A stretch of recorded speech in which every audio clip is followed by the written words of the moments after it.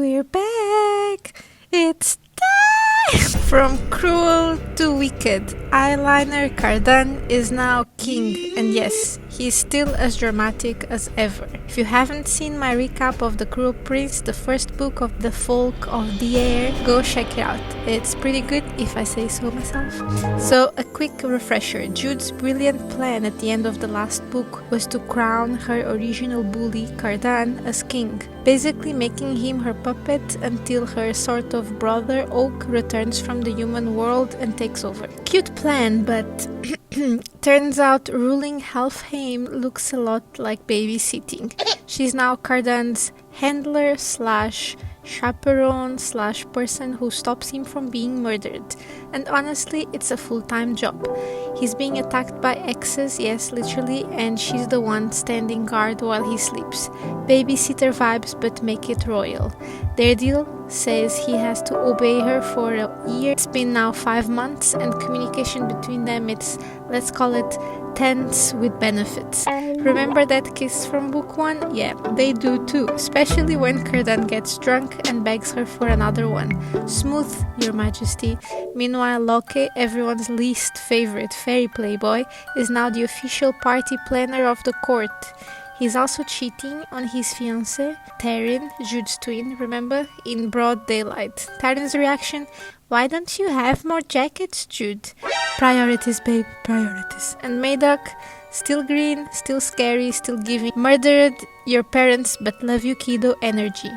Jude keeps him close as an advisor, don't ask me why. He, of course, is more concerned about her wardrobe than her trauma. Typical fairy dad things. At a fancy dinner, Loki suggests this hilarious fairy tradition where they dress up a human in glamour trash to humiliate her. Jude's human. Jude is not amused. And honestly, fair. Cardan watches Jude in this cursed outfit with a kind of thirst that could power a small village. Holly Black knows exactly what she's doing. Am I falling for it? Maybe a little. Then, plot twist, the sea fairies crash the party. Nicasia people show up and are like, "Hey Cardan, marry our girl or else." Threats, salt water. Cardan's not into it. Jude's stressed. Oak's coming back for Taryn's wedding, and everyone's convinced someone's going to try and murder him. Also, remember Balakin, that delightful sociopath? He's locked in the Tower of Forgetting, probably scheming. Jude discovers that Cardan's mom is imprisoned there too, and once upon a time she was friends with Jude's mother. Fairy Facebook connections, who knew? Jude sends her spy the bomb to fetch Cardan's mother to use as bait. That's not great ethics, but it's very on brand for Jude. Cardan's mom brings a message. Balakin wants a private chat without Jude. Cut to Jude and Cardan finally sleeping together. Yep, the smut bait worked. Holly, you got us. The next morning, Jude gets jumped by 7 fairies. On her way home, loses 10 gifts, which were earrings, and then shows up at the wedding to find Taryn wearing the same lost earrings.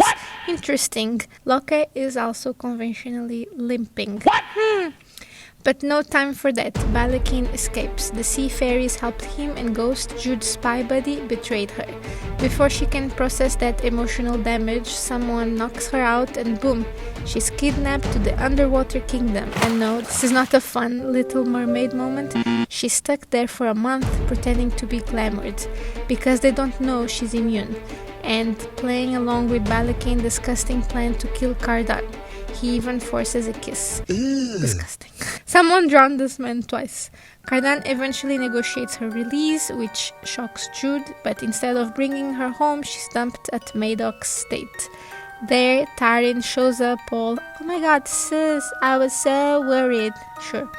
Then, new drama. Emissaries from another fairyland arrive demanding Jude fulfill her promise to kill Balakin. Great, another murder request on her to-do list. Madoc's like, "You're grounded," so Jude sneaks out and heads straight to Balakin Castle herself. The guy gives her a little flask with poison and an invitation to a masquerade. basically saying use this to kill Cardan. Classic fairy date night. But Jude outsmarts him, sneaks into Cardan's room instead and spills everything. They team up for the ball. She shows up in a dress that literally came out of a nut. Don't ask. And of course chaos ensues. Balakin poisons Cardan.